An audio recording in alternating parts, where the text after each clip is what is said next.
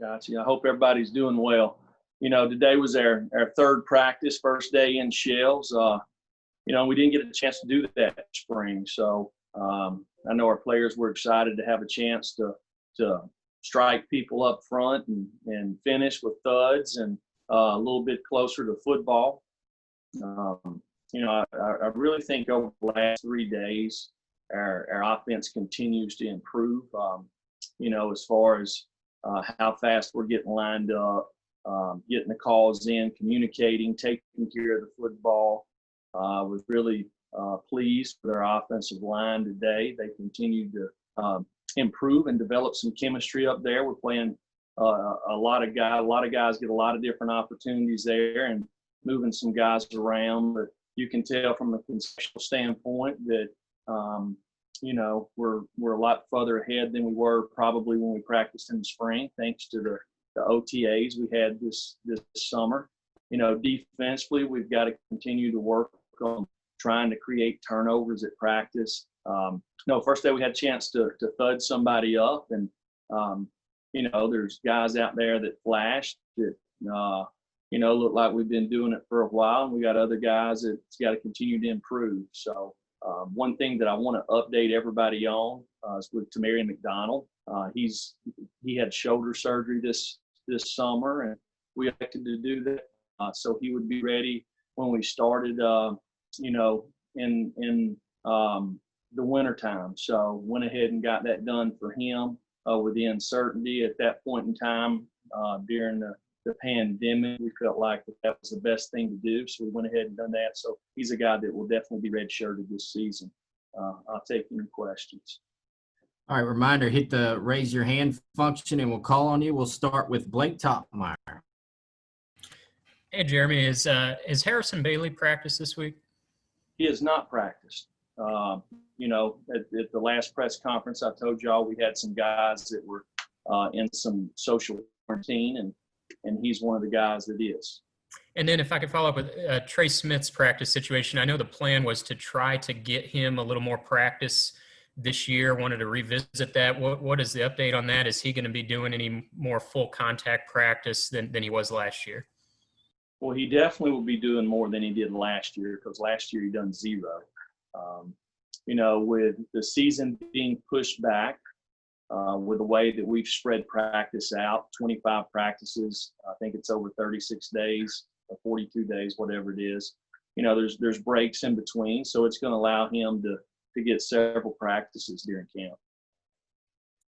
We'll go to David Pascal from the Chattanooga Times. Hey, Jeremy, good luck to Marion County tonight. What is your thoughts on the 25,000 at Neyland, and what kind of how different will that be from a coaching standpoint? And I guess along those same lines, when you go on the road and face teams in front of 20 or 25,000. Well, it's one of the great things about this league is every week every stadium is going to be full. So that'll be something different, but. We train year round. Obviously there's 8 weeks that we give them off, but, we train when nobody's looking. And that's the mindset that I believe that we have to have as a team.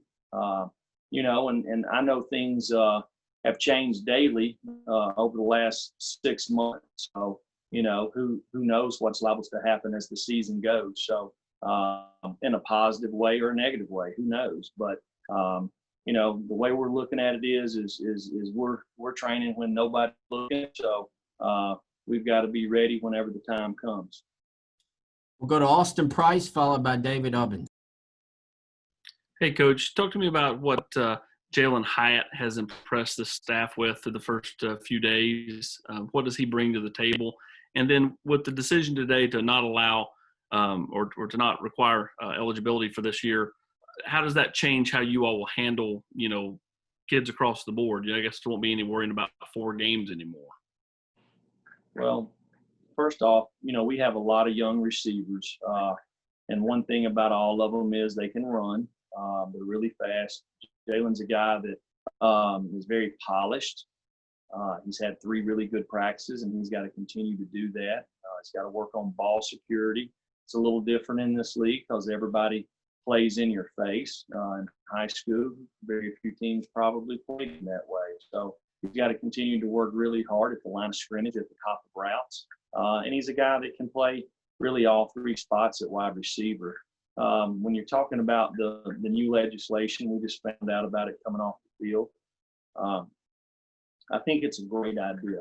The NCAA is in place, and we're all here, all of us together. Everybody that's in college athletics, we're here to serve. We're here to serve all the student athletes, and I think it's a great opportunity for them, in a time of uncertainty, so they can make decisions about their future and probably alleviate some anxiety for them. So I think it's a great idea. David? Yeah, Jeremy. Austin Pope had mentioned that he had some back issues this summer. What's his availability for the season, and is he out on the practice field at all with you guys? Yeah, he's been out every day. He continues to improve, and he continues to improve like he has the last 5 weeks. He should be ready to play for the opener. We'll go to Patrick Brown, followed by Trey Wallace. We talked to Henry Toto yesterday. He obviously had a pretty good freshman season. Just where do you see kind of the next step and the next level for him to get to? What would you like to see him improve as a player going into his sophomore year? Well, last year, Daniel Batuli was the signal caller on defense. Henry's plenty capable of doing that. He was last year. But that's one of the things that will be added to him this year, is being the signal caller on defense, making sure everybody's lined up, communication. So he's kind of the quarterback of the defense. One thing that he's really worked on is coverage, whether it's zone drops or playing man-to-man.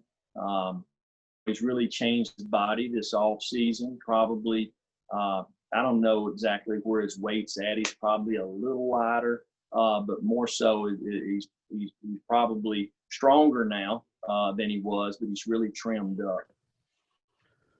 Trey?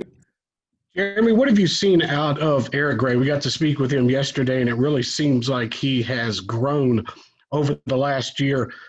With that running back room, how much has been able to, along with Ty Chandler, kind of take over as a leader for you in that group? Well, Eric has really good leadership ability. He's a great student. He works extremely hard all the time. He's a really good practice player. He worked hard in the weight room. He's probably put on 10 pounds since last year. And him working hard and at practice and in the classroom, that's who he is. That's who he was in high school, and that's just the way he's wired. So he's a great guy to just follow his lead on and off the field. We'll go to Brent Hubbs, followed by Gustavo. Coach, following up a little bit on Austin's question about the ruling today, I know you haven't had a whole lot of time to digest it, but what's your initial thought on what the number would need to be, roster management? I would assume you would expect that to be greater than 85. How do you expect that to be managed or dealt with by the NCAA in terms of adjustments being made there in light of the new rule today? Well, I've not seen legislation, but it's probably pretty simple. Where the numbers come into effect with just these seniors. So, a team that has 30 seniors on scholarship would obviously be different than a team that has 5. Just because you're a senior doesn't mean you're going to come back and play. So I'm sure they'll do the right thing. It's what the NCAA is there for. So whenever that happens, we'll adjust. Would you be okay if it stayed at 85 and the rule where everybody this year doesn't cost anybody a year of eligibility? No, there's no way that we can operate that way. There'll be, on every team, there'll be some young men that, decide to come back. We can't predict what's going to happen for the next 3 months. So I'm sure those circumstances will obviously affect people's decisions. Gustavo? in terms of practice, which was the area that you had most improve of, or you had most like satisfy you in terms of practice this week? Well, we've got to improve in every phase. Offense, defensively, and special teams. There's certain groups that are a little older, have more experience, and it has shown in the first 3 practices. So we've got to continue, but we've got to continue to improve at every group. We've got to find good leaders with each group, and got to have guys that affect other guys in a positive way. We'll go to Eric Kane, followed by Dan Harrelson. You got to replace Nigel Royer in the secondary this year. Obviously, some pretty big shoes to fill. How are some guys like Trayvon Flowers, Theo Jackson, and some of those newcomers progressing through the first week of camp? Well, we've practiced 3 times. So all of those guys have had some good days, and they've probably all had some bad plays. So we're working on consistency.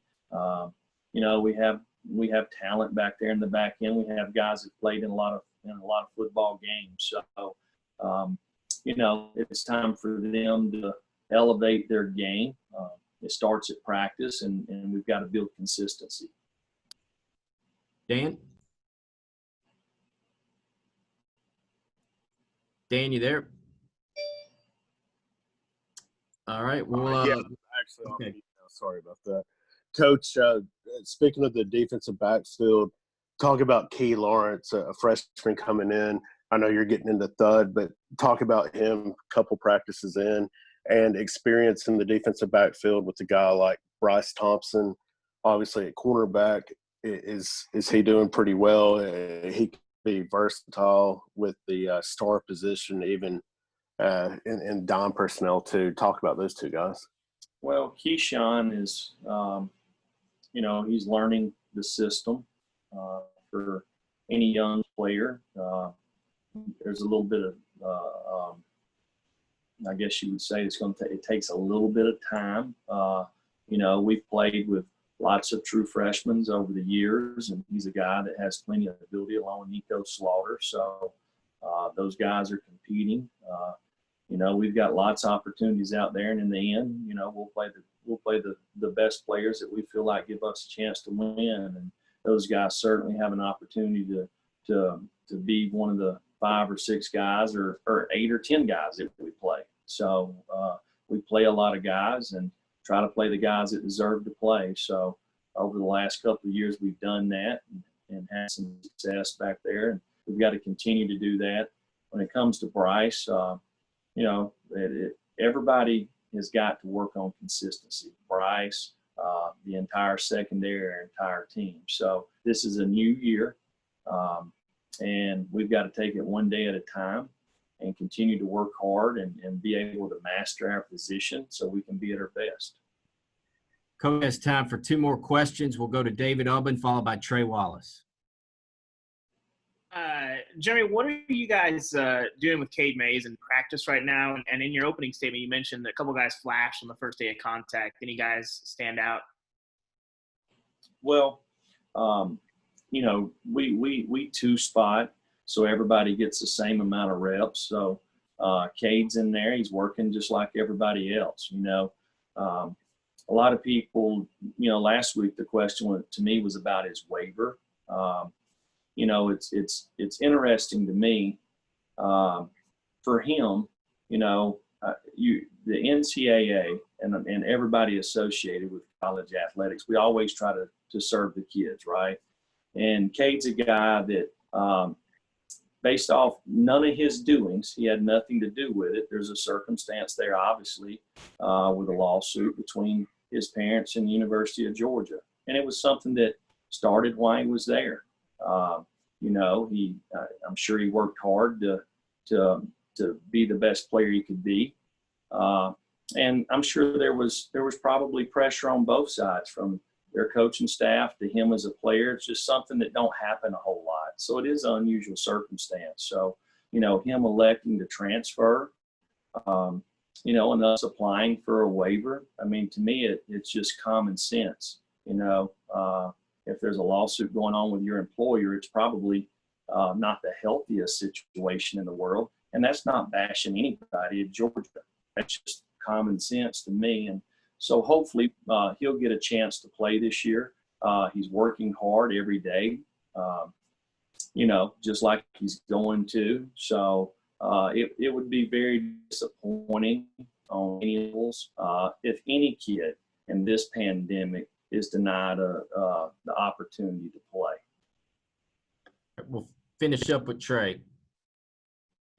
Jeremy, have you been able to go over the NCAA kind of slipped it in last week, but there is a new academic-based incentive for players in all sports. Have you been able to go over that and be able to explain that to the young men of your program? Well, obviously, we learned about it last Thursday. So it's something from a administrative standpoint. We've got to decide what we want to do, but we have certainly put it in motion, and we're coming up with a plan.